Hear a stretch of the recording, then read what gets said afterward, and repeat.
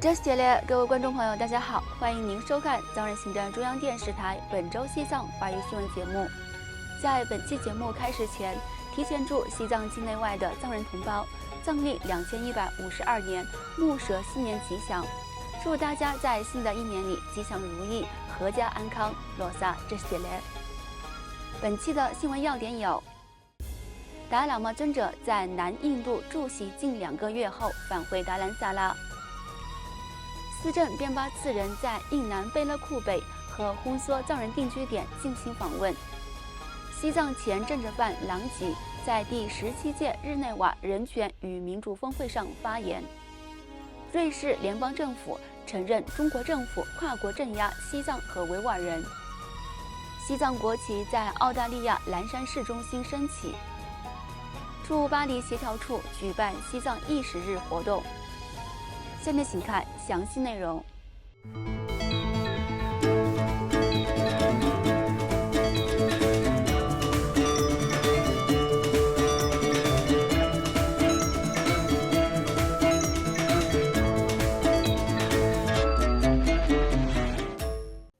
在印度南部卡纳塔克邦贝勒库北藏人社区的扎西伦布寺驻锡近2个月后，西藏精神领袖第14世达赖喇嘛尊者于本周二2月18号上午，从麦索机场乘坐专机抵达印度首都新德里国际机场，受到驻新德里代表吉梅琼乃和秘书长顿珠加波的迎接。在德里休息2天后，达赖喇嘛尊者于今天上午返回达兰萨拉，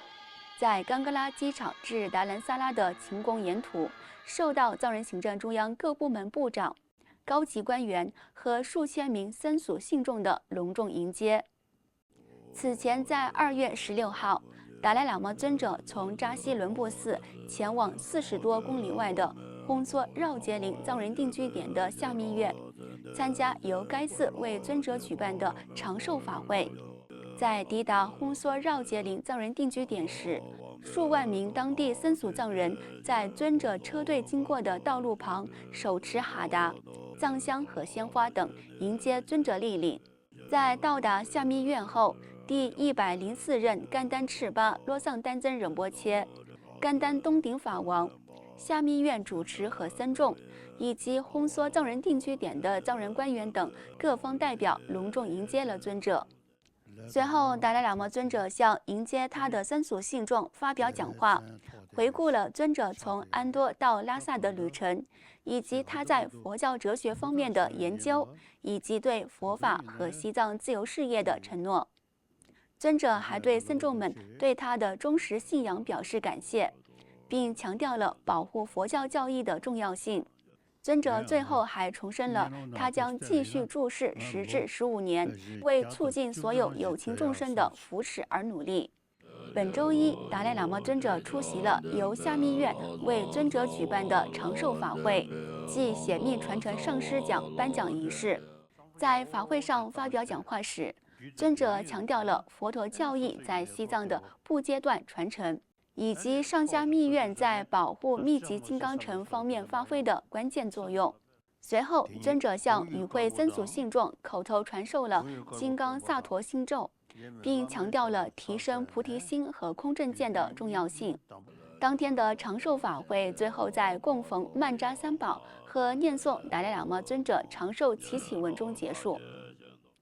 此外，藏人行政中央司政边巴次仁于本周四2月20号在印度南部贝勒库北藏人社区出席了由内政部举办的为期3天的西藏农业大会开幕式。在内政部秘书长巴丹顿珠的陪同下，司政与来自印度各地的藏人定居点的官员一起讨论了可持续农业和有机研究。上周四2月13号，在贝勒库北藏人社区访问期间，司政边巴次仁在扎西伦布寺参加了由达赖喇嘛尊者传授的白度母长寿灌顶法会，随后参观了当地藏人定居点的寺院、学校和各级机构，并会见了桑布扎西藏学校、藏人行政中央驻南印司法委员会的成员和措杰康萨医院的学生、教职员工和藏人官员。期间强调了加强年轻一代藏人的教育和提高社区福利等议题。上周五，司政与印度内政部长班迪桑杰库马尔特别觐见了达赖喇嘛尊者。随后，司政向贝勒库北西藏儿童村学校的学生发表演讲，为他们提供了面临学习压力方面的建议，并重申了藏人行政中央在教育方面的相关举措。在烘梭肉结林藏人定居点，司政主要访问了当地的各级机构，并向学生介绍了西藏与印度的历史联系、环境问题以及保护西藏民族特征的重要性。他还呼吁藏人团结一致地开展西藏的自由运动。另外，西藏前政治犯郎吉在藏人行政中央外交与新闻部工作人员朱丹吉和驻日内瓦办事处联合国联络官平措多杰的陪同下，于上周六2月15号抵达德国慕尼黑，受到了德国西藏倡议组织执行董事丹增佐赫帕尔的欢迎。郎吉在德国会见巴伐利亚州议会副议长马库斯和德国西藏倡议组织主席沃尔夫冈，期间介绍了西藏政治犯在中国统治下遭受的苦难。他还在格罗德文化中心向80多名包括维吾尔人和其他人权团体的代表发表讲话，呼吁国际社会提供支持，并且与面临中国压迫的藏人站在一起。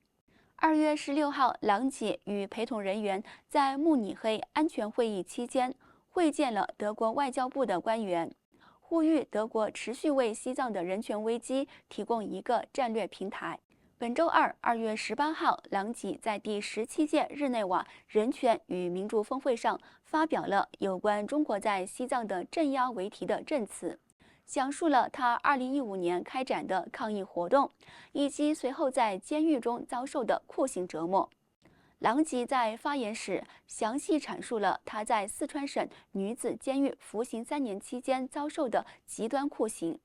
包括剥夺睡眠、殴打、逼供和在非人道条件下强迫劳动，以及在出狱后受到的监视，直到2023年逃离西藏流亡印度的经历。他最后表示，这不仅是我的人生故事，也是成千上万藏人的故事。西藏境内数百万藏人至今仍生活在巨大的苦难之中，因此请求国际社会继续支持西藏，实现西藏人民的愿望，让达赖喇嘛尊者返回西藏。本届日内瓦峰会由25个人权组织联合举办，为来自西藏、伊朗、香港和中国及其他专制政权统治下的意见人士提供了一个平台，并动员国际社会的支持和行动，解决全球各国普遍存在的人权侵犯问题。此外，瑞士联邦政府于上周三2月12号发布报告，正式承认西藏和维吾尔人面临来自中国的跨国镇压。这份长达36页的瑞士联邦委员会报告，名为《瑞士藏人和维吾尔人的状况》。报告根据2021年议会决议委托编写。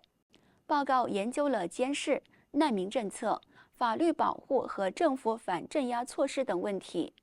该报告还证实了瑞士政府致力于解决中国的跨国镇压，承诺采取外交行动和国内措施保护受影响的社区，并提高瑞士当局的认识。藏人行政中央驻日内瓦办事处多年来一直在积极倡导这一主张。司政边巴次仁也在访问瑞士期间向瑞士联邦政府发出呼吁。与此同时，由藏人行政中央驻澳洲办事处主办的为期2天的澳大利亚藏人青年领导力和宣传技能培训会议，于上周四2月13号在蓝山的慈悲进修中心圆满结束。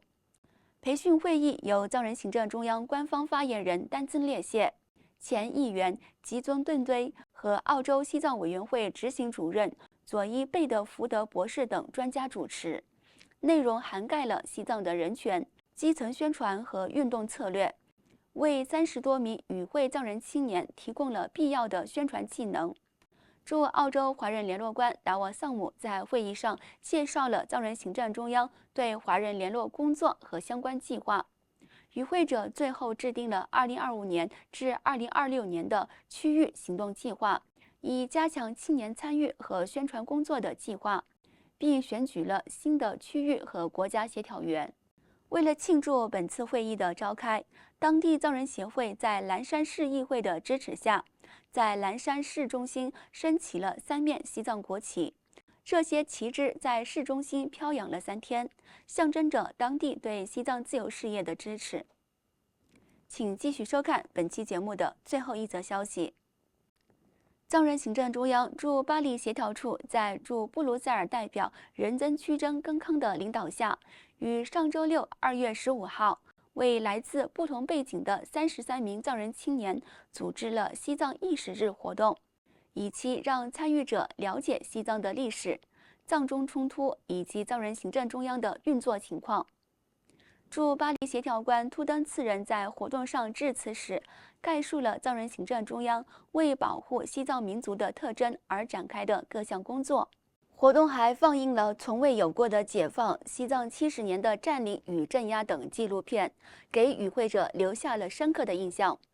驻布鲁塞尔办事处欧盟联络官丹增平措则介绍了中间道路政策的本质、历程及其结果，引发了与会藏人青年之间的积极讨论。观众朋友们，以上就是本期节目的全部内容。欲了解更多有关西藏境内外的讯息，请登录屏幕下方的网址。感谢您在过去的1年中对本节目的支持和喜爱，再次祝大家新年快乐，罗萨这是连。